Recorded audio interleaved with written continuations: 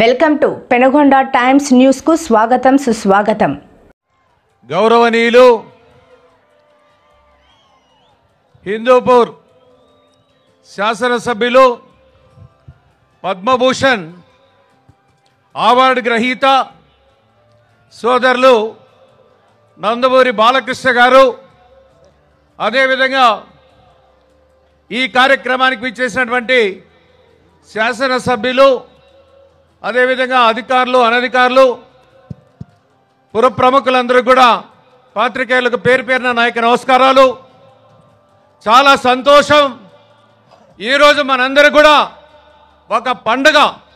దానికి కారణం మన బాలయ్య బాబు గారికి ఈరోజు పద్మభూషణ్ అవార్డు వచ్చిన సందర్భంగా ఈ ప్రాంతమంతా కూడా ఒక కన్నుల పండుగగా ఈరోజు మన కార్యక్రమాన్ని చేసుకుంటున్నాం. చాలా సంతోషం. మనందరూ కూడా తెలుసు, హిందూపురం అంటేనే తెలుగుదేశం పార్టీ కంచుకోట. ఆ రోజు తండ్రి పోటీ చేసినటువంటి నియోజకవర్గం, ఈరోజు తనయుడు కూడా 3 సార్లు శాసనసభ్యుడిగా పనిచేస్తూ ప్రజల యొక్క మన్ననలు పొందినటువంటి గొప్ప వ్యక్తి మన బాలకృష్ణ గారు.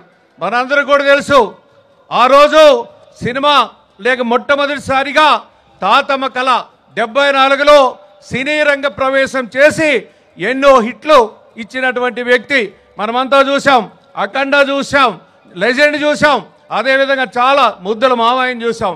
చాలా సినిమాలు కూడా చాలా వచ్చాయి. అద్భుతంగా నటించి పేరు ప్రఖ్యాతలు తెచ్చినటువంటి వ్యక్తి మన బాలయ్య బాబు గారు.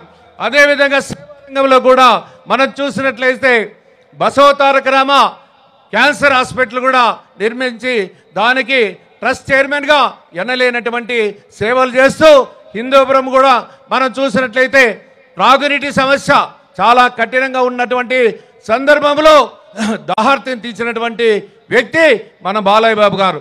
ఈరోజు కార్పొరేట్ స్థాయికి అనుగుణంగానే ఈరోజు మన హిందూపురం పట్టణంలో కూడా హాస్పిటల్ కూడా బాగా డెవలప్మెంట్ కూడా చేశారు.